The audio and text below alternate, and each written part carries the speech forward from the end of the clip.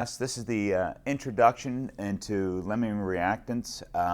So a limiting reactant, you guys know that from the video from before, excuse me, this screencast, the limiting reactant is the thing that runs out first. And it's impossible, it's not very easy at all to see which reactant here. We know that this side is going to be reactants here. I have CuCl2 and NaNO3.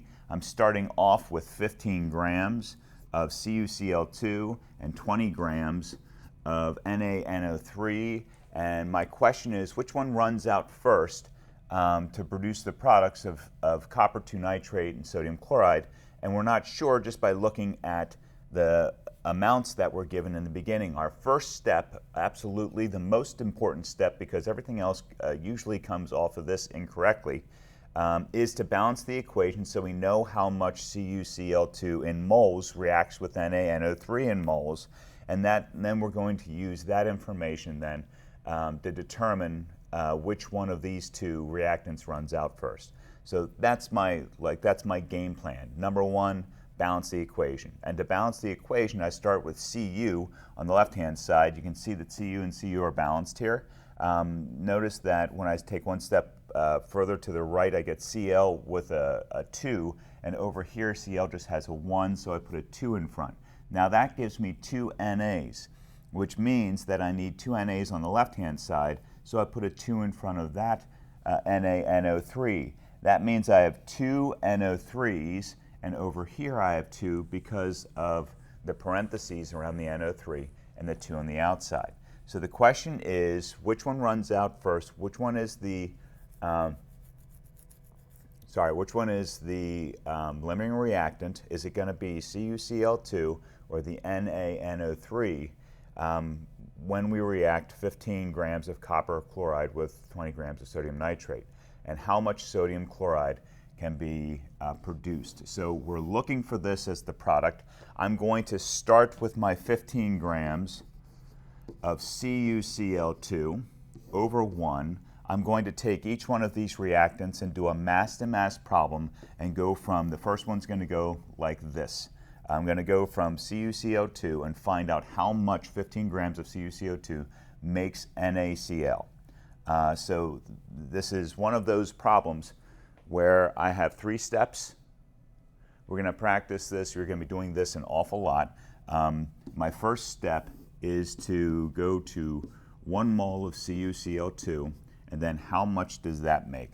Which means over here, CuCl, I got 1 and 2, 1 times 63.5, excuse me, 2 times 35.5 equals 71.0 and 63.5. Now when I add that all up, I get 134.5, and that's grams per mole, which means that 134.5 goes here.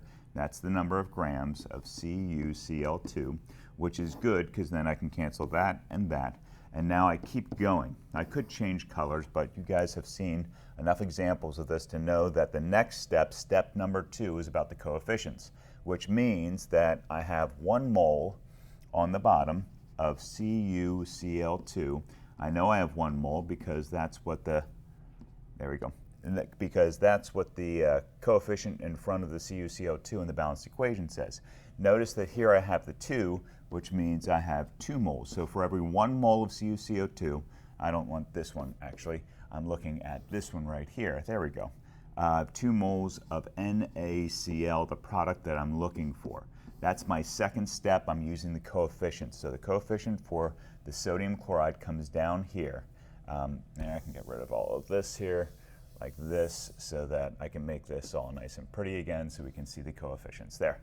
Now I get 1 mole of NaCl, and the NaCl looks like this, 1 and 1 times 23.0, which is 23.0, and times 35.5, which is 35.5, and I add that all up to get 58.5 grams per mole. There we go. So 58.5 grams per mole of NaCl.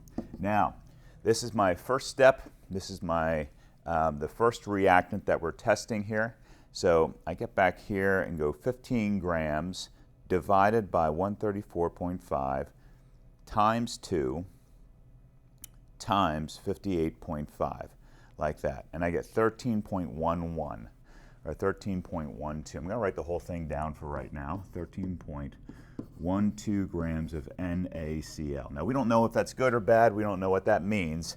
But what I do know is that I need to move on to the next one, which is Na, 20 grams of NaNO3. Let's move all of that down a little bit. There we go.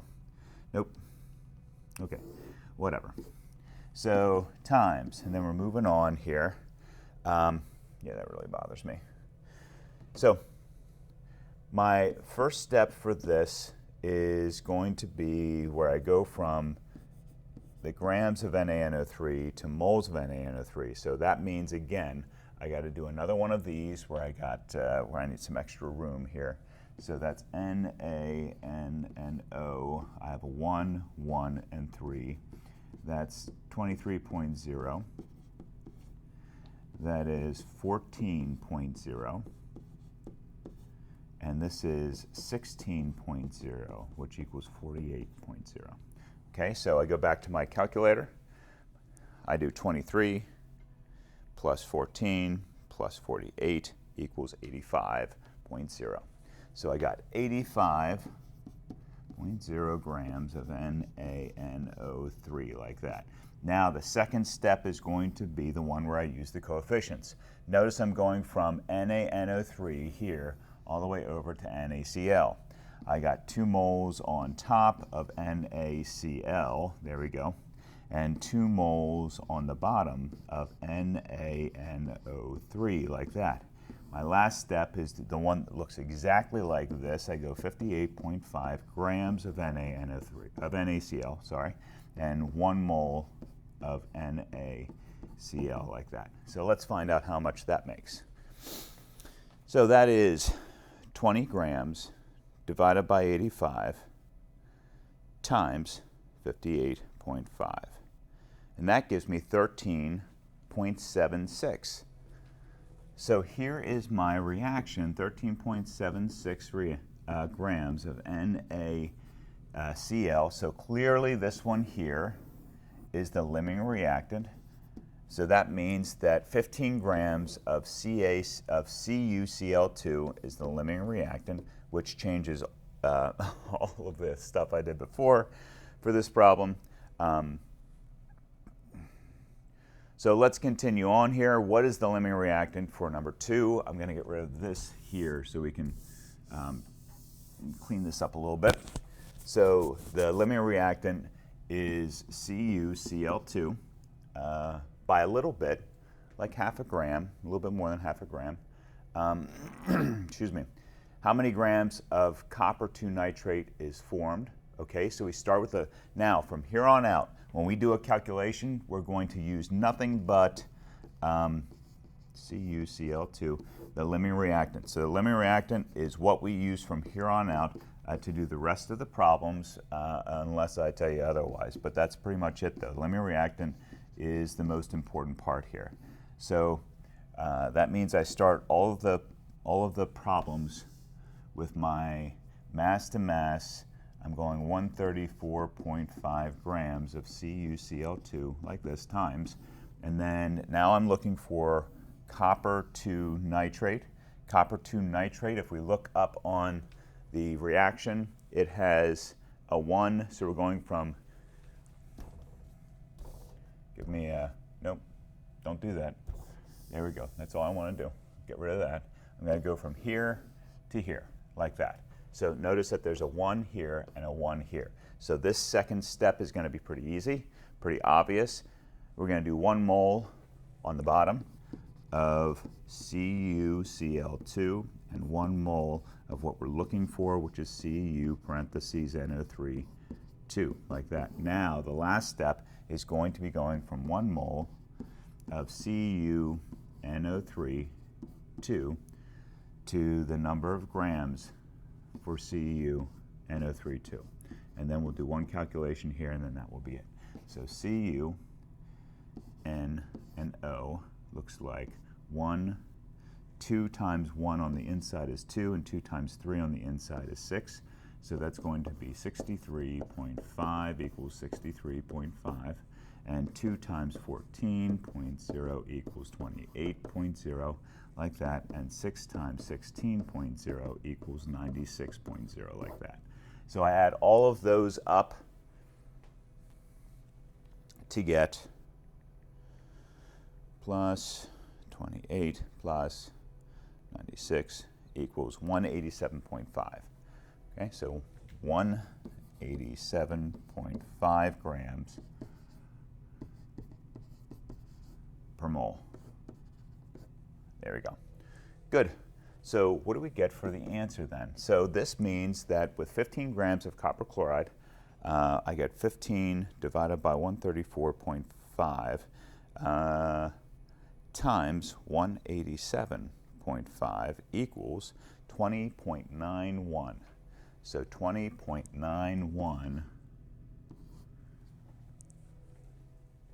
yep, 20.91, just making sure I got that right. 91 grams of copper, not chloride, bonehead, nitrate, like that, copper 2 nitrate. Excellent. How much of the excess reagent is left over in the reaction? Starting with the limiting reactant, okay, starting with the limiting reactant, we start off with our 15 grams, same thing, all over again, of CuCl2, like this, times, and then 1 mole of this, of course, is 134.5 grams of CuCl2 times. Now, the excess reagent or excess reactant is the NaNO3,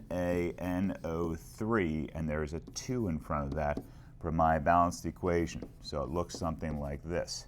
So this 2 here comes from the equation. There we go. Of NaNO3 and 1 mole of our limiting reactant of CuCl2.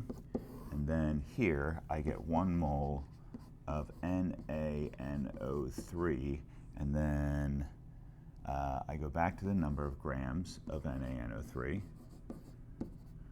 which I should have up top, excuse me, which is 85 grams per mole,